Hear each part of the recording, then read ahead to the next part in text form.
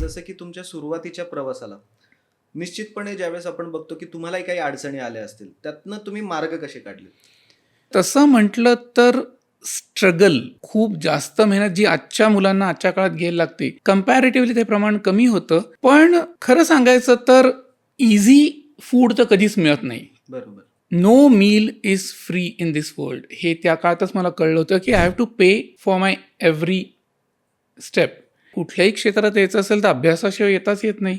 साहजिक. आणि माझा हा बाय डिफॉल्ट अभ्यास चालूच होता. So that help me. जेव्हा मी ठरवलं की मला फोटोग्राफर म्हणून लॉन्च व्हायचं आहे, त्याला ऑलरेडी हजारो गोष्टी इथे समजलेल्या होत्या.